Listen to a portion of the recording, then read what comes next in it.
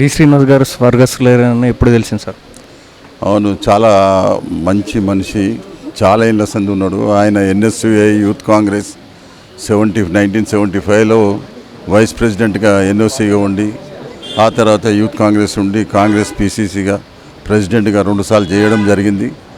Congress party 2004లో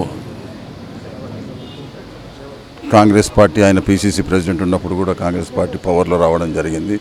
ఎంతోమందికి BC నాయకులు చాలామందిని పైకి తీసుకొచ్చాడు. ఆయనను మరవలేము, ఎందుకంటే ఎంతో సేవ చేసుకుంటూ వచ్చి ఉమ్మడి రాజధానిలో ఉమ్మడి రాష్ట్రంలో కూడా చాలా కార్యక్రమాలు చేశారు. చాలా మంచి వ్యక్తి. ఆయన చనిపోయినంటే చాలా కాంగ్రెస్ పార్టీలో కానీ ఇతర బ్యాక్వర్డ్ క్లాస్లో కానీ చాలా సుఖంగా ఉన్నారని చెప్పడం జరుగుతుంది. అదేవిధంగా ఆయన ఆత్మకు శాంతి కలవాలని కోరుతూ ముగించుకుంటున్నాను.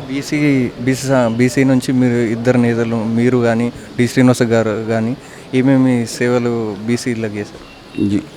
కాంగ్రెస్ కార్యకర్తలుగా ఉన్నప్పుడు, నేను యువజన కాంగ్రెస్ ఉన్నప్పుడు నాకు పిసిసి సెక్రటరీగా పొజిషన్ ఆయన పిసిసి ప్రెసిడెంట్ ఉన్నప్పుడు ఇచ్చాడు. అదేవిధంగా నాకు డిస్టిక్ ఇన్ఛార్జ్ కూడా వరంగల్ కానీ మరి కరీంనగర్ కానీ కాంగ్రెస్ పార్టీలో ఇవ్వడం జరిగింది. బాగా ఎంకరేజ్ చేస్తుండే బీసీ నాయకులను. మరి స్పెషల్లీ నాకు కూడా చిన్నగా ఉన్నప్పటి సంది, ఎప్పుడైతే 1975 నుంచి ఆయన బాగా 45 ఏళ్ళ సంది నేను ఆయనతో అనుబంధంగా ఉండి, నేను చాలా బ్రహ్మాండంగా మినిస్టర్ ఉన్నప్పుడు కూడా చాలామందికి సేవలు చేయడము, రాష్ట్రానికి బాగా యూస్ఫుల్గా బ్యాక్వర్డ్ క్లాస్కి కూడా చాలామందిని పైకి తీసుకొచ్చాడని చెప్పడం జరుగుతుంది. అలాగే ప్రభుత్వం అధికార లాంఛనాలతో చేస్తుంది, ఇప్పుడు ఎలా అనిపిస్తుంది సార్? చాలా రియల్లీ దానికి ప్రభుత్వం చేసినందుకు చాలా రేవంత్ రెడ్డి గారి గవర్నమెంట్, సీఎం గారికి, పెద్దలకు నేను మా తరఫు నుంచి కూడా కృతజ్ఞతలు చెప్తున్నాం. ఎందుకంటే ఈయన ఎంతో సేవ చేసి రాష్ట్రాన్ని చాలా ముందుకు తీసుకొచ్చారు. దేశానికి రాష్ట్రాన్ని అభివృద్ధి గురించి చాలా పాటుపడి ముందుకు తీసుకెళ్లాడని చెప్పడం జరుగుతుంది.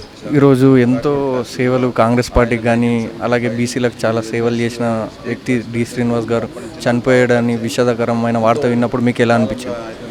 డి శ్రీనివాస్ గారు మరణవార్తంలో షాకింగ్గా అనిపించింది. ఆయన గొప్ప వ్యక్తి, రాజకీయ విలువలతో కూడిన రాజకీయం చేసిన అతను 2004లో 2009లో పిసిసి అధ్యక్షునిగా ఉన్నప్పుడు మాలాంటి యువకులకు గొప్ప అవకాశం కల్పించారు. పిసిసి సెక్రటరీగా, మీడియా కన్వీనర్గా నాకు, పొన్నం ప్రభాకర్ గారికి, అలాగే రుద్రరాజు గారికి, మాలాంటి యువకులకు ప్రోత్సహించి ఆయన పిసిసి ప్రెసిడెంట్గా మేము అతని నెంబర్ ఉంటుకుంటూ పార్టీ అధికారం రావడానికి డి శ్రీనివాస్ గారు ఎంతో దోహదపడ్డారు. అప్పుడున్న విలువలు ఇప్పుడు లేవు రాజకీయాల్లో. వాళ్ళు ఒక మనిషికి, ఒక కార్యకర్తకు అభయస్థం ఇచ్చి నేను పని చేస్తే పోవంటే పని అయిపోయేది. ఒక ఫోన్ ఉంటే చాలు. మేనేజ్మెంటు దాదాపు అతను డి శ్రీనివాస్ లాంటి వాళ్ళు ఇప్పుడు అలాంటి రాజకీయ నాయకులు రారు, చేయలేరు.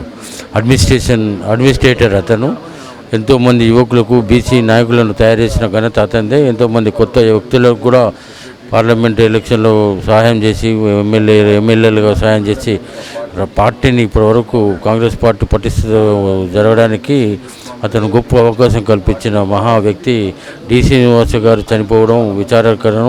అతని కుటుంబానికి ఆత్మశాంతి చేకూర్చాలని కోరుతున్నాను. అనుబంధం ఎలా ఉండేది? గొప్ప అనుభూతి. చిన్న ఏజ్లో 2004లో పిసిసి ప్రెసిడెంట్గా అయినప్పుడు మాకు అతని సెక్రటరీగా, పిసిసి సెక్రటరీగా, మీడియా ఉమ్మడి ఆంధ్రప్రదేశ్లో సెక్రటరీగా, మీడియా కన్వీనర్గా మేము, పొన్నం ప్రభాకర్ గారు, రుద్రరాజు గారు ముగ్గురిని అతను ప్రోత్సహించి ఎంబడి ఉంటుకొని కార్యక్రమాలు అన్నిటినీ, బస్ యాత్రలు కానీ, ఎలక్షన్లు కానీ అన్నిటినీ అంత దగ్గర అనుబంధం ఉండే. సమ్మి అని ప్రేమగా నాకు పిలిచేవాడు.